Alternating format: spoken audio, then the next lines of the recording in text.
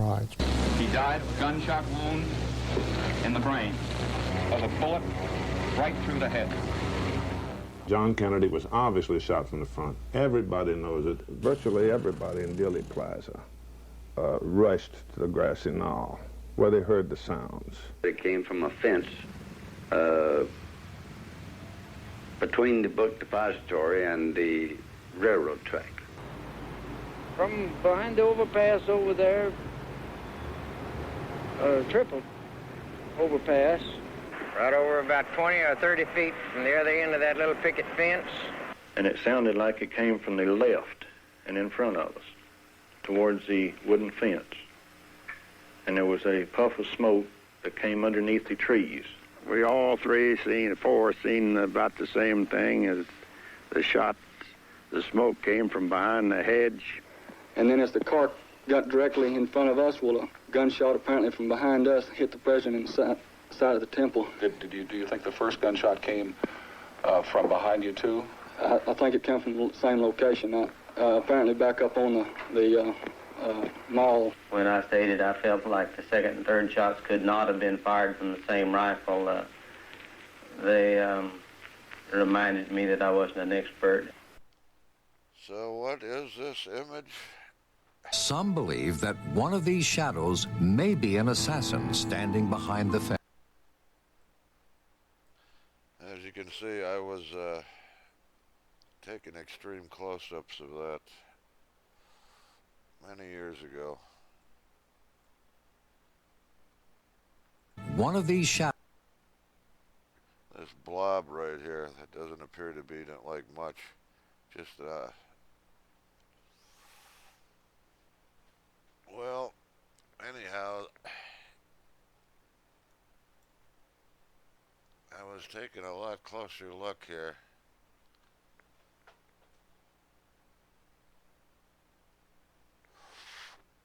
Let's see if you see what I saw.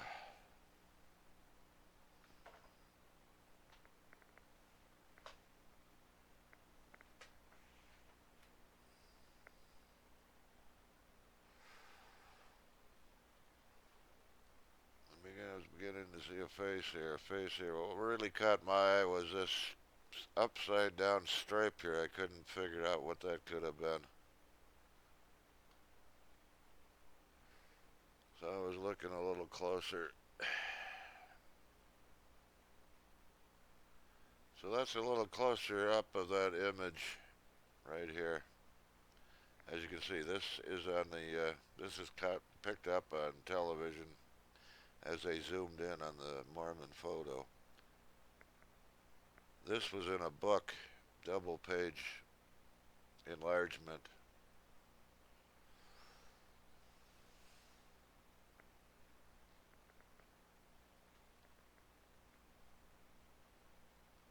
So you get the gist of it. I was looking there, and let's take him now.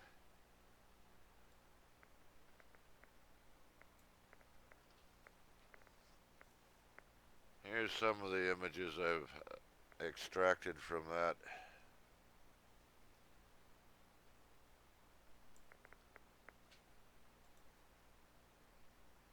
How about a colorized version?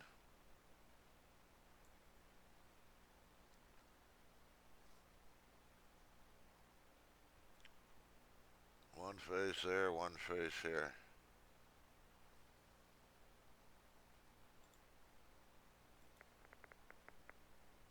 How about a little larger view? And by the way, well, I gotta do it this way. I got all kinds of images here. Yes, there it is. Here's an independent close-up somebody did. I don't even know who it was, but this was a digitally enhanced version of the Mormon photo. They never even noticed this. I made a enlargement and I put it up here in the front. They were looking back here, back along here. And that may not, I know it's hard to see. I didn't see it for several minutes. And once I started putting the pieces together, once the brain starts putting the pieces together, like I say, all I was looking at was this upside down V.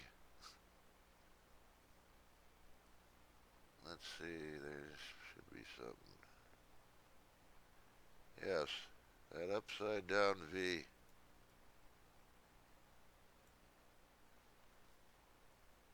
And then I noticed there were a few others. There was this, what appears to be a circle here,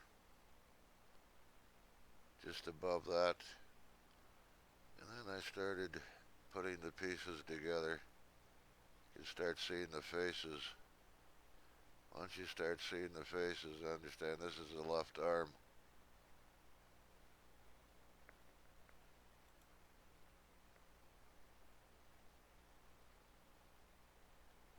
That's the History Channel, that's the close-up.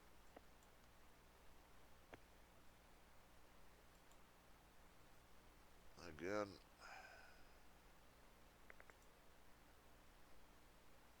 I'm losing my...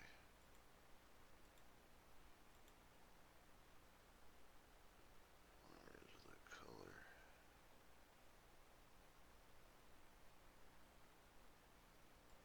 There's the colorized.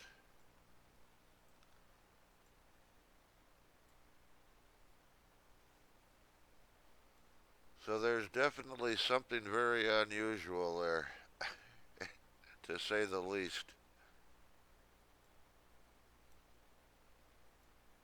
And when you put it all together, I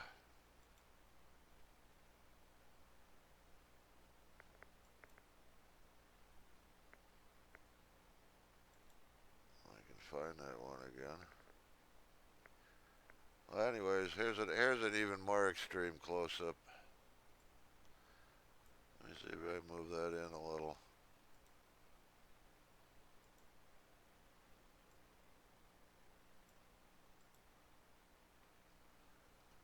Now, this is very curious that at that distance,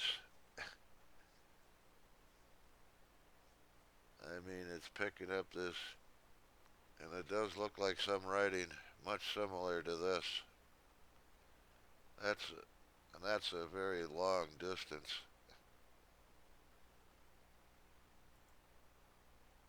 But anyways, I can't get this to work.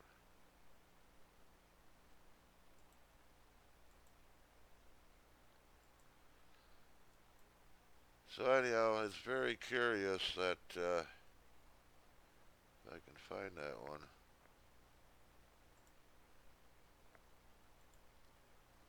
Where is it? It's very curious that you'd have two images like that found in this one photograph. And not only that, but an image like that also. Now, anyone who thinks of that lights and shadows, there's always a possibility of lights and shadows, but those are the damnedest lights and shadows I've ever seen. And as far as I'm concerned, this makes more sense than anything.